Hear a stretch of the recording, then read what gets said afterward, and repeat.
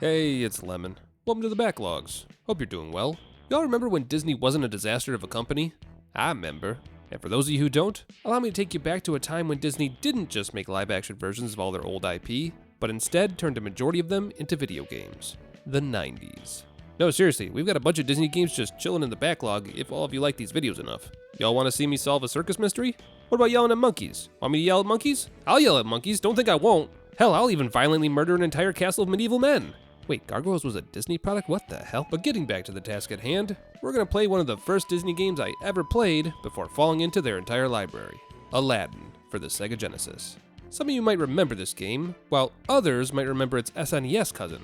Both featured our favorite Street Rat, but they were wildly different games. The SNES version was more like Prince of Persia, focused on platforming, while the Genesis version was more combat-oriented, allowing players to use a scimitar for melee attacks and a limited supply of apples for ranged attacks. Which is exactly why today's challenge is, in fact, a challenge. Because today, we're gonna find out. Can you beat Aladdin on the Sega Genesis with only apples? But first, a word from today's sponsor, Boot.dev. Are you the kind of person who plays a video game and asks, how'd they make it do that? How's it doing that? How are you? Well, wonder no longer, because with Boot.dev, you'll learn how to code yourself. You'll start as a basic beginner with no experience to your name, and work your way up to an expert in Python, collecting loot, gaining experience buffs, and fighting bosses along the way. Sounds pretty similar to what you're already doing, yeah? That's because it is. Boot.dev does what most other resources don't, and that's make it fun to learn. Because the hardest part of learning a new skill is staying engaged long enough for it to start sinking in. And once it does, you'll find yourself learning all sorts of new abilities, like building a book bot, recreating asteroids, and even creating maze solvers. God, that would have been useful in several of my challenge runs. Not entirely sure if it's for you? Not a problem. Boot.dev offers a free demo for their interactive content, as well as a 30-day full refund policy. And all of their content is completely free in read-only mode forever, so you don't have to worry about losing momentum if you ever need to reprioritize your finances. So, if that sounds good to you, use my code, THEBACKLOGS, to get 25% off your entire first year on the annual plan and begin making that video game you've always dreamed about today. No, really, please get started on that. A man can only play Dark Souls so many times. I crave sustenance! Alright, so what exactly are we getting into today? Well, as mentioned earlier, Aladdin has two methods of attacking. He has a scimitar, which can attack in all directions, and we have a ranged attack option, apples. They do decent damage, but they come in limited supply, so you'll need to collect as many as you can throughout each level. Unlike your scimitar, apples are an imperfect method of attack. They can be cut in half by enemies using blades, require you to be at specific heights in order to hit farther away enemies, which can be a bit problematic, and sometimes they don't actually hurt enemies, but instead cause them to be stunned in some capacity, which means you never know if an apple will kill an enemy or if you'll need to toss more to finish the job. They also do half as much damage as your scimitar, and our inability to use our sword also means we lose the ability to deflect enemy attacks. Additional fun fact, you'll need to play as perfect as possible throughout each level, because if you die, and you will die if you don't know what to expect, when you respawn at a checkpoint, you lose all the apples you've found so far, going back to the starting quantity of apples. So yeah, don't do that. There's plenty of other things to collect in Aladdin 2 that will help us along the way. We've got extra health for when we inevitably get hit, 1-ups, gems that let us buy continues and extra lives, and secret levels that get us more goodies as well. More on that later, because for now, we need to talk about how the game's laid out. There are 10 levels in total. They kind of follow the story of Aladdin, so if you've seen the movie, you've already got an idea of how this is going to play out. And that means that we start our story in the fictional Arabian kingdom of Agrabah. Level 1. Agrabah Market. Alright, let's get this party started. The first level, as is usually the case with any retro game, is all about teaching you the mechanics. We learn how to do boosted jumps off of camels, as you do, learn the range of our apples when applied from a rope, and learn why the cost of pottery in Agrabah is through the roof. People here are trying to increase the cost by artificially increasing the demand. Not a whole lot to say about the first level, all things considered. It's all pretty straightforward. Though I will say, the attention to smaller details makes my heart smile. Developers in the 90s really did take a single scene from a movie and go, see that? I want to do that. Oh, and that. Let's do that. And then they did, simply for the love of the game. Aside from picking up apples, we get some bonus tokens, which means we'll be able to get some rewards after we finish the level, and we can also stop at the local merchant, who will sell us lives for 5 gems, or continues for 10. In any case, nothing else to see here. We head out the door, and just like that, level 1 complete. So now that that's over, let's talk about the bonus stages. The Genie stage is literally a slot machine, where you get as many pulls as Genie tokens you collected, and can get lives, apples, gems, or just straight up lose all of your tokens. Cool. As for the Abu bonus levels, it's a bit more predictable. Pots fall from the sky, and your only job is to avoid them. You can use a sword if you're playing normally, but obviously we don't have that ability. Back in the day, I used to have the pot falling order memorized, and be able to max out my rewards. But I also used to have hours upon hours of free time. Never thought the bonus levels of Sega Genesis Aladdin would be a way to measure how old I am, but there you go. Anyway, we meet up with the Magic Man, aka Jafar in disguise, and he tells us that we need to find 2 halves of a golden scarab. K. Level 2. The desert. Nothing too hard to understand about this one. Find the scarab, win the level. Easy. I do love that every single animal in this game is wearing a fez. I don't know why they are, but it is kind of funny. The snakes in this level take 3 apples to kill, so if you can jump over them, you should, and the timing required to kill the short stack guards can really eat into your ammunition, especially if the game decides that their pants are going to fall down instead of taking damage. I think the trigger is your apple's height. If you hit them in the lower half of their body, their pants fall down, but if you hit their heads, they die. Difficult aim aside, this level actually lets you skip quite a few enemies, which is always a plus. And hey, there's the scarab. Mission complete. Okay, no, that's fine. Alright, second time's the charm. That's what they say, right? Guess not. But after narrowly dodging a few more angry bone spikes, that's the end of the level, and the golden scarab finally in our grasp. Half of it anyway. But hey, at least we can get some extra lives. This game is stupid. But with level 2 complete, we can move on to level 3, Agrabah Rooftops, where we have to find the flutes? What? Okay, I have a flute, but why would you need... Oh, for rope charming. Got it. Oh, and watch out for this sumbitch here. He doesn't hurt you, but he steals your apples. A crime punishable by death. Man, this game is hard without your sword. I remember being able to cruise through this game when I was younger, but you lose health really fast when you aren't just swinging your sword on repeat. Boy, it'd be awful if I had to start the entire run over because I don't have enough apples to kill a boss. Yup, just terrible. Literally the worst thing ever. Oh, hey, look, a boss. And he's got my scarab. Better get to tossing. Well, that was easy. What, did you think we wouldn't have enough apples or something? Well, you're right. We don't. Because immediately after fighting the thief for the scarab, we have to fight the guard captain. Who you have to beat with, you guessed it, apples. The captain has throwing knives and... are those wooden spools? Well, whatever they are, they hurt. But good news, the game doesn't soft lock you. Because if you run out of apples and go to the bottom of the arena, it spawns 8 more for you. You'll have to make your way past the Donkey Kong barrels to get back up to the boss as a penalty, but at least we don't have to start over. And after enough apples, that's level 3 complete. Man, can we just compliment the pixel art here? Someone did a great job recreating all of the Aladdin characters in this game. And not just the backgrounds and still images, they really made the characters feel alive. Big respect. That's a hard task when you've only got 4 megabytes to work with. Anyway, on to level 4, the Sultan's Dungeon. Huh, this must be where all the Disney adults who try to cut in line go. Actually, there's a whole slew of Easter eggs in this level. You've got this one scene from the Pirates of the Caribbean ride in Disneyland here, and even Sebastian from The Little Mermaid strung up to dry. Oh, and you've also got Tony. Can't forget Tony, the bomber. Oh, well that went over my head when I was younger. This level was always a nightmare for me.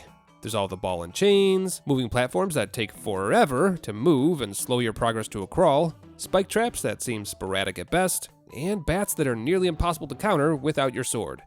Fucking bats! And Tony, literally the worst. It took me too long to realize, but you're supposed to re-kill him before he can explode. The chances of you avoiding his bones when he does is basically 0. But after several minutes and a death or 2, we've finally escaped prison. Nice of them to put up an exit sign. Level 5, the Cave of Wonders. Oh, this place. I remember this place. Why do I suddenly feel dread? Could be the absolute guano load of bats we're gonna have to deal with, or it could be the fact that we have to destroy statues in order to move forward. Oh good, they could be broken with apples. Wasn't sure about that one. Luckily, the bats in this level feel a bit more predictable than in the dungeon, so we can actually hit them from time to time. And don't worry, we don't actually kill the sky puppies, we just knock them out. But we can't do any damage to the other statues that throw stones at us. And if that doesn't alarm you, it should. Oh look, the game gave us a new unpredictable enemy to take the place of the bats. God, this sucks. It's almost like I'm playing the game wrong or something. Whew, boy, this is bad. This is very bad. I'm not sure what the aggro range on these ghosties is, but it's definitely starting to look like... infinite. Yeah, no, we aren't going to be able to do anything about that one. There's simply no way to run away from the ghosts. And while I might have been able to kill them with apples, that was a lesson learned too late. But we did find a checkpoint during our mad dash, so at least we don't have to die and repeat. And after smashing another statue, we can finally progress to the boss of the level, who we... fuck. Well, that's not good. That's not good at all. Looks like this boss can't be hurt by apples. Kinda weird that the game spawns more for you if you run out, but I'm guessing that's so you can block his flame breath attack. I tried a few more ideas to make sure I wasn't missing a key mechanic, like trying to hit him with an apple while he was ethereal, but no dice. You simply can't do damage unless you use your sword. And we can tell that's true because this is what his damage animation looks like, which I haven't seen up to this point. Well, I guess that's the end of the run. You can't hurt the boss, so the answer is no. You can't beat Aladdin with only apple... You checked the time left on the video, didn't you? Fine, I admit it, this isn't the end of the run, because as it turns out, there is in fact a way to beat this boss without a sword, and all it took was learning some speedrun strats. For reasons that will forever be beyond the understanding of mortal man, if you bring Aladdin's health down to 2 pips, something special happens. The next time Aladdin takes damage, if he jumps at the exact moment he takes that damage, he gets a jump boost, which means you can just barely make it over the ledge here and leap your way out of the boss arena and all the way to the end of the level. Now, unfortunately, you're 1 hit away from death, and the exit consists of a bunch of unpredictable falling rocks, so the likelihood of you surviving to the end of the level is a bit low. But if you walk right instead of jumping, you'll encounter this hidden path, which not only has several health balloons for you, but also lets you skip the falling rocks entirely. And there you go, Cave of Wonders done without a sword. Hell yeah, moving on. And after getting a few extra goodies with Abu in the bonus level, we come to one of the most infamous levels of the game. The Escape. This level is nothing but instant death, everywhere you look. You've got giant boulders that slowly gain on you, tricky platforming surrounded by boiling lava, and just a general sense of panic that makes you miss time jumps and make terrible decisions. And in a matter of minutes, I'm out of lives. Thank God I bought a continue, but I better rebuild my muscle memory quick, otherwise we're gonna be in a heap of trouble. Okay. Drop down instead of jumping, grab the secret stalactites, good. Ignore the thirst trap gems, we don't need them and they'll only get us killed. And you have to wait until the last minute during the rolling ball segments to guarantee that you can make the jumps. Whew, anyone else sweating? No? Just me? Alright then. Grab the extra life, that way we can keep retrying the level if we need to, and go up at the split. And go down at the split. Got it. God, this level is hard. Look at these jumps. You have to jump at the absolute end of the platforms. Otherwise, the only jump you're making is straight to the afterlife. And it's trolling you too. See this extra life? It's a trap. Sure, you can afford to die, but going after the life means you will die. And there's no checkpoints in this level. So you now have to make it all the way back without dying to maintain your life count. I mean, maybe there's a chance you can quite literally escape with your life, but you'll need to jump perfectly at the end of the boulder section. Otherwise, you're toast. Come on, jump, you magnificent bastard, jump! Oh, thank God it's over. Oh, that life troll was right at the end of the level too? That's just cruel. And good news, it doesn't stop there. Level 7, Rug Ride. Basically, you have to ride the rug up or down, collecting goodies along the way, all while being chased by a lava wave and avoiding floating rocks. And yes, the level gets faster and faster, and the game starts to get a bit goofy with its directions. It also varies how soon the rocks actually appear. Sometimes the genie hand warns you and you have several seconds to react, but next time, the rock appears almost instantly, which means unless you've memorized the rock formation, you just have to react as quickly as possible and hope for the best. What do you mean you don't know? So, fun fact, Disney games on the Sega Genesis had a bit of a reputation for including levels that were, shall we say, unfair. It was a whole thing with the video game rental industry, but basically Disney told the devs to make the games hard to beat in a single weekend. And that's how we got Lava Rug Rides and Roaring at Monkeys. If you know, you know. But despite the game trying to murder me with not 1, but 2 mystery rocks in a row, that's level 7 complete. I still got it! Which brings us to level 8, Inside the Lamp. Oh, what fresh hell is this? Welcome to one of the trippiest levels of my childhood. The floors are quicksand, the platforms actively get distressed when you use them, the game is randomly trying to teach you the alphabet for some reason, and you better be good at jump puzzles because this entire level is nothing but. Just a really weird level all the way through. No enemies though. So that's good, I guess. The devs are definitely just fucking with us, though. Look, they're even changing the size of the damn hand platforms. What are you even... Oh, good. The level ends with the genie eating us. Yep, definitely remember that part of the movie. In all seriousness, though, I would have loved to be a fly on the wall when the dev team storyboarded that level. Clearly just devs having fun for the sake of having fun. But after coming out of that drug-induced coma, it's time for level 9, the Sultan's Palace.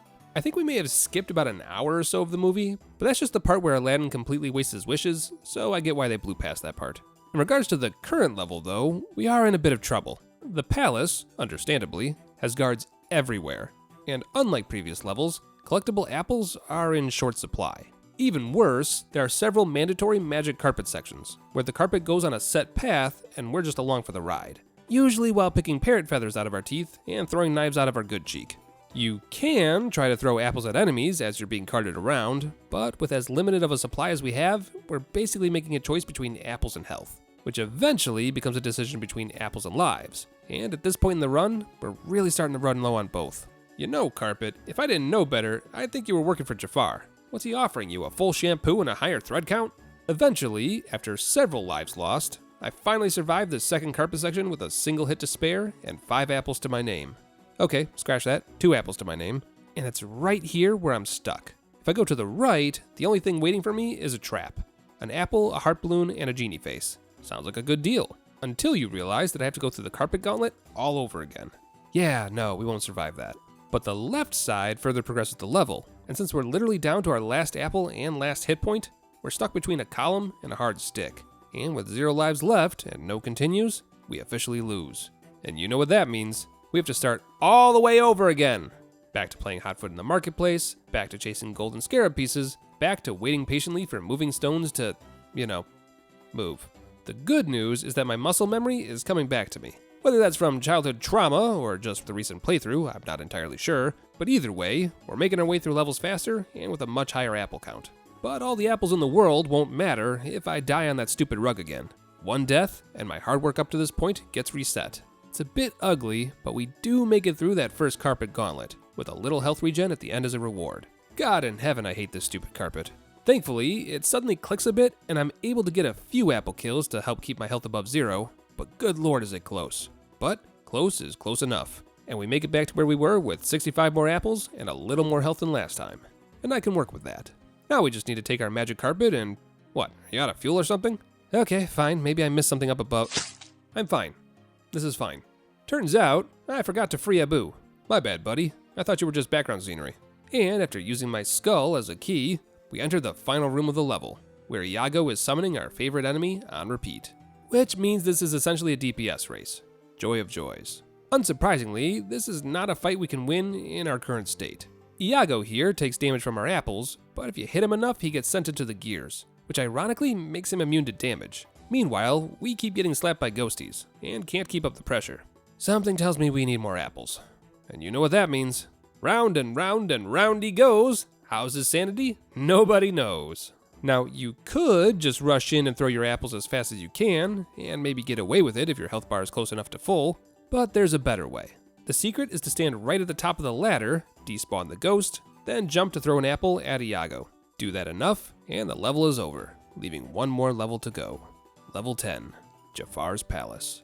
This place is spicy as hell. You've got random bits of fire, stone-throwing statues, and a plague of guards everywhere you look. And don't even get me started on the spike pits and traps all over the place. This is going to be another one of those levels where we pray for checkpoints, isn't it? Considering I can't even hurt the statue ladies, I eventually decided that the best possible strategy was to run. And keep running, utilizing damage iframes whenever possible. And after yet another magic carpet ride that actively lowers my health and ammo and raises my blood pressure, we've reached the final boss, Jafar.